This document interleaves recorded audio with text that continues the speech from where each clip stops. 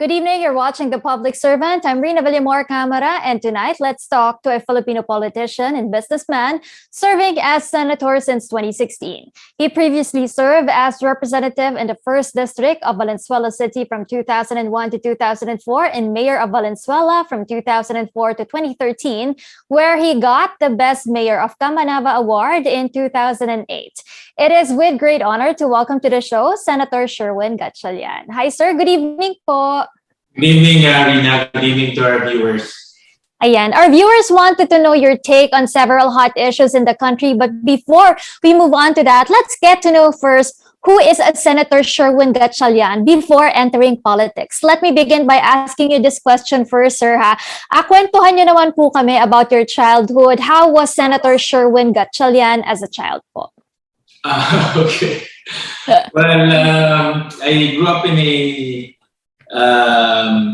a family of business environment. In fact, when I was in college, that was my direction to work in our family business. Mm-hmm. So I took up finance in college, and all throughout my private sector life, I worked in our family business. But of course, you have a lot of frustrations, and I remember frustrated with our local government unit in Valenzuela.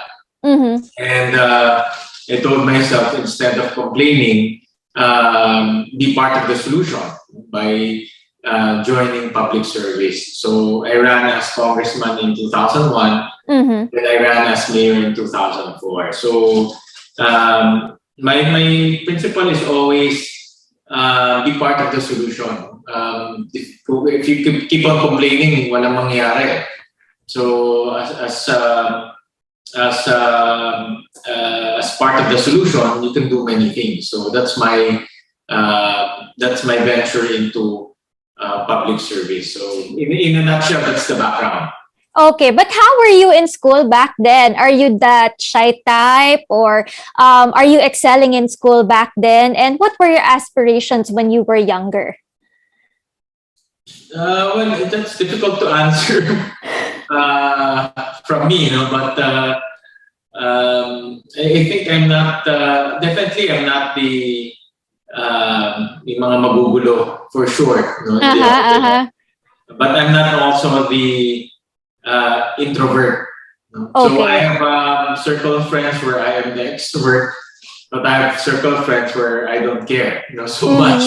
Okay. So in other words, I was quite an active person also. Okay. In terms of school, I like math. That's why I took up finance, and I always viewed education as a very important aspect of my life. So I studied. I took my education seriously in high school and in college. That's why you're also an advocate of education. No? Later we'll talk about that one, sir. No, but I want to ask you if your family approved that you entered politics. No, actually no, because we're from a family business background, and alam mo naman, pag sa family business ka, ayaw mo ng gulo ayaw mo ng complications, no? But then again, it's a calling that I couldn't refuse, because I always believe that I can help fix the problems of our local government unit in Valenzuela. So I was given that chance of working in the local government unit as their mayor, and I focused a lot of my energies in fixing red tape, eliminating corruption, and then moving into education. So I think the pinag-uugutan ko is from our family business, because when you're in family business, you take things seriously, diba? Kasi negosyo yan. You don't take it seriously, then ikaw rin ang mapapahamak. So I brought that same philosophy to governance. Okay, so when you were starting in politics po, no, who was the greatest mentor that you remember, and what was the biggest advice he gave you to push through with politics? Because alam naman natin ang politika, medyo madugo din po yan. So, sino yung masasabi niyong naging mentor niyo? I think the I would say, well, ito medyo nakakatawa siguro, pero yung mentor ko, yung younger brother ko, na he's now the mayor now no, because he was, when we were younger, he had more interest in politics. So, nung pumapasok na ako sa public service, he had more ideas than me. No? So, on how to go about it. So, in a sense, siya yung unang nag-mentor in politics. But he's younger. He's now the mayor of Valenzuela right now. Let's talk about your advocacy, Senator Sherwin, about your Free Higher Education Act. Can you tell us more about it? Sige. In 2016, when I campaigned, I only had one advocacy to remove tuition fees in all of our state universities and colleges. And during that time, it seems impossible to do it, because it was never heard of.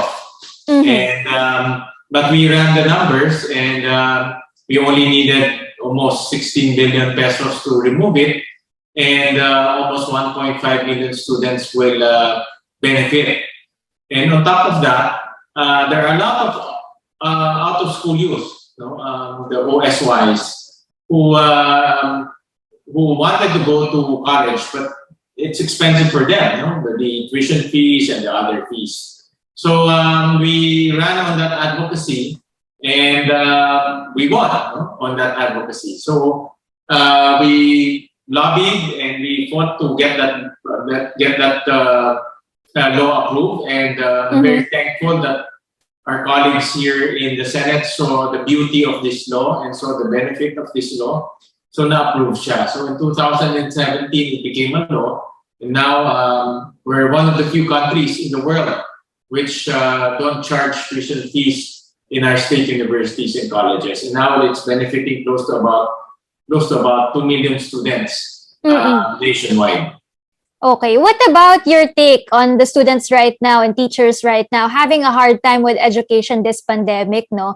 Ano po yung masasabi niyo sa kanila? What other bills can we do to make education easier for them this pandemic po? Yeah, it's very difficult, and distance learning is not easy. A lot of parents are having a hard time teaching their children, and even the children themselves are having a hard time learning at home because of so many distractions. So my advocacy now is to bring back schools back to face-to-face. What we want is to go back to normalcy when it comes to education by bringing back face-to-face classes. So we've been pushing very hard.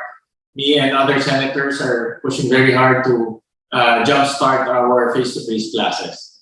When we say face-to-face classes, it needs dapat vaccinated din yung mga estudyante natin. So we need to push for the vaccination drive of our students also. Well, for now, it's not necessary, but it's necessary for teachers to be fully vaccinated before they go to school.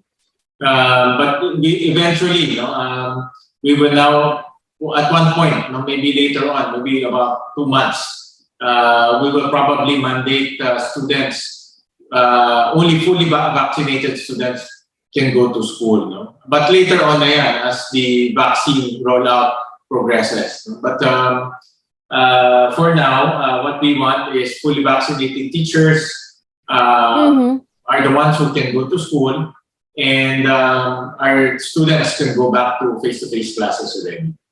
Okay, let's talk about this COVID-19 pandemic. Sa tingin niyo po, Senator, gaano pa po tayo katagal at kalayo dito sa battle natin with COVID-19? And satisfied po ba kayo dun sa COVID-19 response ng ating gobyerno? Patapos na ito, Rina, I feel that we're already entering the end.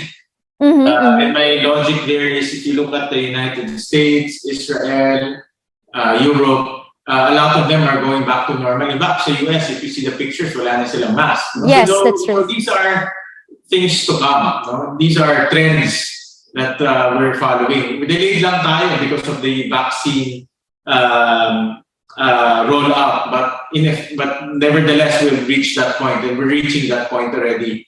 So in terms of satisfaction, I'm satisfied. we start off very slow. Dati wala tayong testing system, no? So medyo nangapa tayo doon. But overall, I'm quite satisfied, especially with the vaccine importation. No? We have to fight for our own share. Hindi naman to get our own vaccines, but we managed to get it. And here in NCR, close to almost 100% na vaccinate dito sa NCR.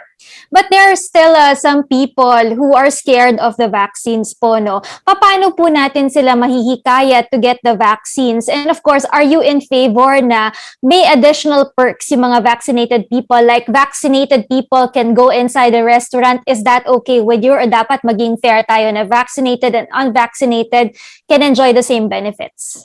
Well, dito sa NCR, I think we've reached saturation point. So I do agree na dapat yung vaccinated lang ang pwedeng pumunta, let's say, sa malls or sa restaurants. And para hindi rin mahawaan yung mga waiters natin at yung mga ibang hindi pa vaccinated. And it's also minimizing risk because kung lalabas yung mga ayaw magpa-vaccinate, sila rin yung magkakasakit. No? So I do agree here in NCR that we should have stricter vaccination policies. Of course, outside of NCR, hindi pa kasi nag-uumpisa pa lang rollout ng vaccination doon. I don't agree with perks, to be honest about it. Kasi responsibility natin lahat yan to be vaccinated. Hindi ka na dapat bigyan pa ng premyo para magpa-vaccine. No? Because it's our responsibilities as Filipinos to get vaccinated so that we can go back to normal. What about yung ating sinasabi nila mga booster shots, no? Is it gonna be available by before the end of the year or by early next year po? Well, there's some piece of good news because DOH already approved the use of booster. They already identified several brands that can be used for booster. Kung kailan hindi pa there's no date yet, but at least we know which vaccines are allowed in our country to be used as booster because we have to study that. We have to consult our doctors. Baka iba mag-mix and match pa ng different brands. So we have to consult experts. This will give enough time for our people to consult their doctors. Okay, so you're also in favor of opening the economy fully po yan. Because I know the people are already itching to go outside their houses, but yung surge po kasi natin parang pabalik-balik siya, pataas, pababa, tas tataas na naman, bababa. So you're okay with fully opening the economy? As in lahat, fully functional, the theaters, the gyms, entertainment area, yung mga ganun po? No, not yet, not yet. We're still, bago pa lang tayo with this vaccination, so we're still learning, we're still adapting. I agree with the gradual opening, not yet fully, but definitely papunta na tayo doon earlier than expected here in NCR. But we have to learn pa. That's why I do agree with the private schools. Huwag muna biglang buksan yung mga schools natin, but open a few, learn from it, and then we open again. So everything should be done gradually because we're still learning from this virus. Are there other measures regarding COVID-19 that other countries are already doing that we can also adopt here in the Philippines? I think what we can do is a unified vaccination system. Ngayon kasi kanya-kanyang LGU, kanya-kanyang vaccination card, and we don't have a single vaccination card system. So it's good to have that so that we can travel easily. And we can also avoid fraud. Marami kasi namimeke. So it's good to have that single vaccination system, maybe a QR code system, so we can go around the country and slowly we can ease up tourism naman. What about your take on the healthcare workers who are resigning because of this pandemic? Unang-una nagre-resign sila because sabi nila hindi po maganda ang pay nila dito sa mga hospitals, hindi rin po nila nakukuha yung extra money na pinangako po sa kanila. And then yung iba ang gusto nila is personal practice na lang, no? Doon na lang sila sa home care service kasi mas malaki daw yung kinikita nila, hindi pa sila overwhelmed unlike doon sa mga hospitals natin ngayon na overwhelmed na po yung trabaho nila doon. Yeah, I can't blame them. Talaga naman very challenging ang trabaho sa government right now, no? Especially in government. It's, the classic overwork underpay is really quite normal in government. But alam ko marami rin naman na nagmamalasakit. No? Marami tayong mga frontliners who opted to stay here rather than to go abroad because they know that we need them. No? So we have to really honor them. I cannot blame those who left because of good pay, but we also need to honor those who stayed, because of sheer malasakit. Okay, let's leave the COVID-19 pandemic issue na po, no? Ito naman po, may init na issues pa rin po. What's your take on the abortion bill po? I don't agree with that. I don't even know kung meron tayong ganyan. I don't think papasayan dito sa bansa natin. That's a very American mentality, but here in our country, that's not gonna pass. So personally, I don't agree with that. It goes against our belief and our morals. Okay. Divorce bill, Senator. Divorce, I don't agree with that also. I truly believe that people should think very hard and should probably look inside or probably internalize, if they want to be with somebody else for the rest of their lives. And I also believe that things can be remedied, throughout the way.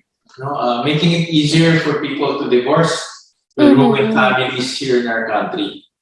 What about the ABS-CBN franchise po, Senator Win? Alam ko naging controversial siya last year, Panahon na po ba para bigyan ng prangkisa ang ABS-CBN? Ako, for the sake of free speech and for the sake of information dissemination, I do agree that it should be open. ABS is one of the I think more successful when it comes to reach, because they can reach places that no other station can reach, and they have programs that our kababayans love, and because of that, they've managed to deliver information quite extensively. So, in other words, for the sake of freedom of speech, for the sake of information dissemination, I do agree it should be given another chance. Okay. Some people are also pushing for charter change, Kayo po ba in favor of charter change? Ano yung mga provisions na sa tingin niyo po ay pwede nang baguhin dun sa ating charter change po natin? Not at this time. I think that should be done pagbago yung presidente. We can look at the economic provisions. We can look at the entire constitution, but not after the second half, because then you might end up with someone perpetuating themselves into power. So amending the charter or amending the constitution should be done after a fresh mandate. Okay. Death penalty, Senator. I do agree for high volume drug trafficking. So yung mga drug lords, yung mga talagang we call big fish, I do agree to put them under death penalty. Okay. Ito naman po, malapit na po kasi ang eleksyon, do you think we need to change our filing of COCs, that we shouldn't allow yung substitution? Kasi ngayon, di ba, minalalakad na po kayo yung mga election substitution ban, So what can you say about that one? Kasi right now, until November 15, pwede pong magkaroon ng mga substitution. Kaya nga doon tayo na-confused because may deadline na October 8, pero pwede pang substitution until November 15. So, useless lang yung October 8 na deadline. Why did we put the deadline if we can still substitute? So, I do agree that we should remove one of the criteria there as a ground for substitution. This is the withdrawal of your candidacy as a ground for substitution. So I do agree that we should remove that, no? So that people will not abuse that ground. Okay. And kailangan pa po ba natin higpitan yung qualification natin for nuisance candidates? Yes, I do agree with that. No, I found the bill nga to penalize nuisance candidates because if you remember, itong election lang, there are 97 presidential candidates. Mm-mm. No, obviously, the other ones they're not serious or they don't have the capability. But the worst kasi maraming mga hindi seryoso. Like I remember people going there dancing and chanting. Iba, gagamitin raw yung ihi para panggamot sa COVID. Yung iba, nagsuot ng cosplay or Deadpool, which is a complete mockery of our democratic system. Okay. So on that note po, can I ask you, who are you voting for President and Vice President and why? At sino po ba talagang susuportahan ng NPC? Meron na po ba? Well, it's too early to announce to the public right now. But I'm with NPC, and NPC is we have a vice presidential candidate, no, si Senator Soto. Okay. Pero kami pinapatawag, so we will still talk to Senator Soto and Senator Lacson on how to move forward. Yes, Senator, you're also running for another re-election po for next year's campaign, no? How will you go about the election po? What are the challenges that you're gonna face po? And how is it gonna be different from the last campaign? Because we have a pandemic right now, sir. Well, for me, every election is different from the previous one.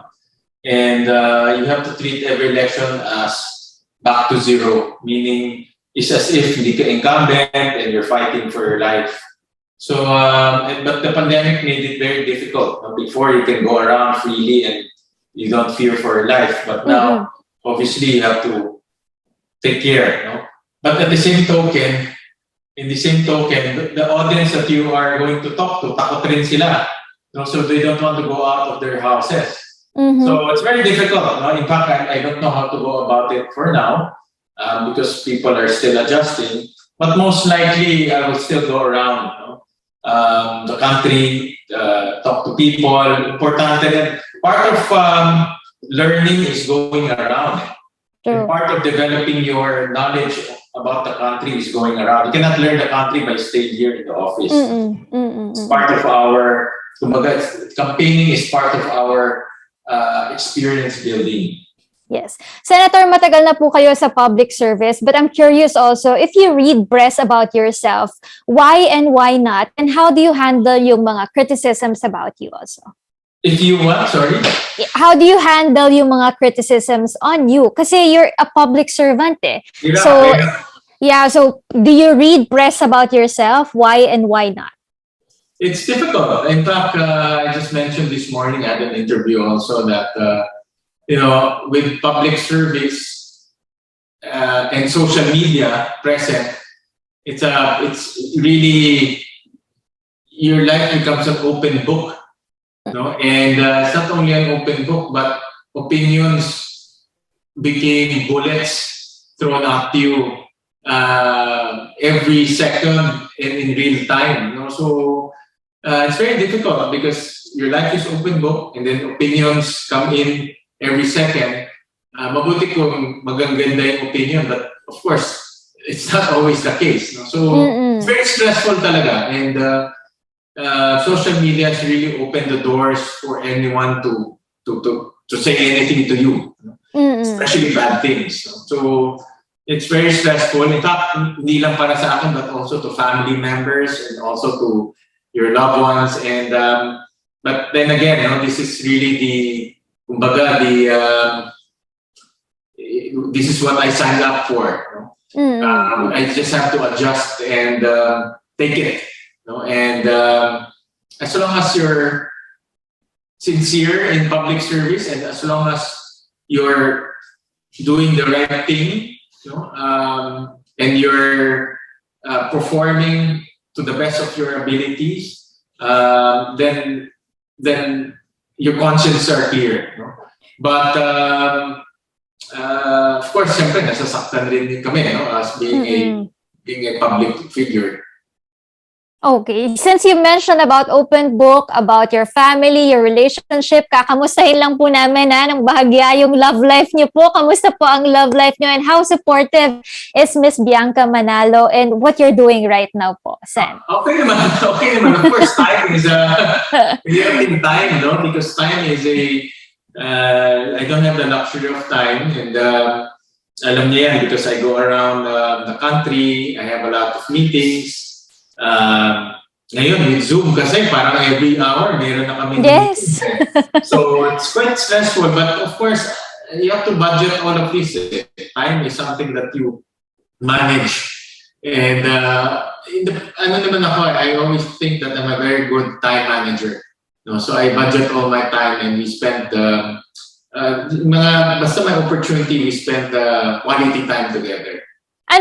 Usually, ano ang bonding moments nyo ni Miss Bianca? Do you love watching Netflix, K-drama? Ano ba? I always see you always go outside, you always dine outside to support local restaurants, diba? But aside from that, ano pa po? Mahilig siya sa Netflix. That's our common ground pag weekend. Pero ako, I like to eat out Yun ang aking distressing activity. So, alam ng mga staff ko rin yan. I like to eat out. So we go out and eat. At the same time, at this time, we support also local restaurants. But I think the way we spend time together is mostly through eating, actually. Does she also get affected when you have negative remarks on the papers po? Does she also respond to it? She doesn't respond. I think sanay na rin siya because she's also a public figure. Yes. And she also gets a lot of bad comments. But of course, she gets affected also. But we always tell each other to just shrug it off. And yan yung pinasukan namin Yan talaga, that's the name of the trade So we just need to adjust accordingly. Ayan. Can I ask you what's your mantra in life, Senator Sherwin? Well, my mantra in life is always do your best. And people who work with me knows that. I don't. When I work, I give my 101%. And especially now in public service because binabayaran yung sweldo ko ng tao My salary comes from you. Which is our taxpayers, and I really need to give back my fullest. So I owe it to the people. They gave me this mandate, and I will do my best and be sincere and guarantee that everything that I do is sincere public service, nothing more, nothing less. So that's my mantra: do your best. Okay, I forgot to ask you one question earlier. What's your take on Secretary Duque dun sa ating ang ating health secretary si Francisco Duque III do you think he should step down? Is he doing good on his part as head of the health department po? Well, that's water under the bridge now, Rina, because frankly speaking, I was one of the senators who signed who signed the resolution asking for his resignation. That was last year, because my reason for that is the Department of Health, through his leadership, did not anticipate the gravity of this virus, and went to lockdown. Remember, we had 3 months complete lockdown, which ruined a lot of our economic gains. But that is water under the bridge now. It's time to move on. That was last year. And he tried to make up things by putting up more hospitals, expanding vaccination centers. So he's trying his best. So, and I acknowledge that he's trying his best. Okay. Is there anything that you wanted to tell your younger self? What is it? So what is that? Is there anything po that you wanted to tell your younger self? Okay. I always think that I am not doing enough. So do more. That's what I was. If I'm going to tell my younger self, do more, be more efficient, and do more. Okay. 3 things that people don't know about you, Senator. I don't know if they know, but I work out every day. I run and exercise every day. Mm-hmm. I watch what I eat. Di ako health conscious pala kayo. I don't eat meat during the weekdays. And then I spend time with my family, especially every Sundays. So it's a family day for me on Sundays. Okay. What about your advice to the youth out there? My advice to the youth is be part of the solution. That's my principle in life. And it's sad that people criticize out of criticism. Alam mo yung meron lang may masabi. Mm-mm. But it's important that we are part of the solution also. We have very complex problems. We have diverse problems. And it's not enough just to criticize. We have to be part of the solution. Okay, and if you win again next year, for Senate po, ano po yung magiging priorities niyo po, Senator? Well, number one, we have to go back to face-to-face classes. Importante yan. I will keep on pushing, and that will be my main advocacy until the elections. Number two is to improve the quality of our education.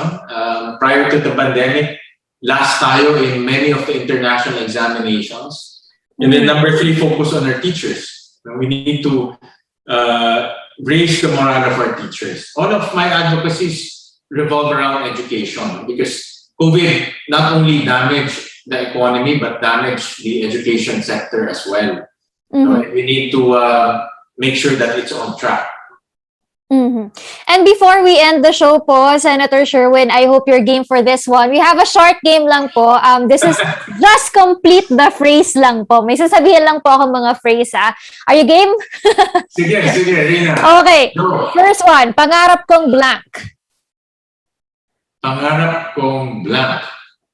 Pangarap kong maging professional basketball player. Dati. Aba! Hindi kita nakita sa UNTV Cup, Sen. Lahat sila, mga Senator Joel, sumali sila sa iba't ibang liga eh. Alright. But that was my dream, to become a professional basketball player. Okay. Galit ako sa blank. Galit ako sa corruption. I still, when I was a mayor, yun talaga yung naging primary battle ko eh. And it's still a battle right now, frankly speaking. It's an ongoing battle, baka next generation still. But it's a never-ending battle that we need to keep on fighting. Okay. Ang pag-ibig ay parang blank. Ang pag-ibig ay parang pag-ibig ay parang pundasyon yan ng isang tao. To be a complete person, you need strong foundations, and love is one. Okay. Lastly, winarak mo ang blank. Nako, hirap naman yan. Mahirap naman, winarak mo ang diet ko. Kasi Sunday is my cheat day, kaya nawawarak yung diet ko. Thank you so much, Senator Sherwin Gatchalian. Super fun po ng ating discussion this evening po. Any takeaways for viewers out there, especially for the voters next year? Baka may mensahe pa po kayo sa kanila. Well, thank you, Rina. Thank you very much to CALM organization and to you, Rina, for this light and entertaining interview. And ako, simple lang naman ang message ko sa ating mga televiewers. Number one, magpapakuna sila. Number two, to vote wisely. Boboto na naman tayo ng President, Vice President, and Senators. Let's vote wisely. And number three, kung meron silang mga anak, papakunahan na rin nila yung kanilang mga anak. Okay. What about social media pages and website that you wanted to promote po? Well, we have our social media platforms, Facebook, YouTube, Instagram, and in our website. So just type Win Gatchalian, lalabas na yun. Okay. Maraming salamat po sa inyo and good luck, Senator Sherwin Gatchalian. Mabuhay po kayo. Thank you, Rina. Thank you very much. And that's it for our show tonight. Thank you for watching The Public Servant. We will see you again next time only here on Com Network. Please don't forget to like, follow, and share our official Facebook and YouTube channel. It's Com Network. Again, I'm Rina Villamor Camara saying good night.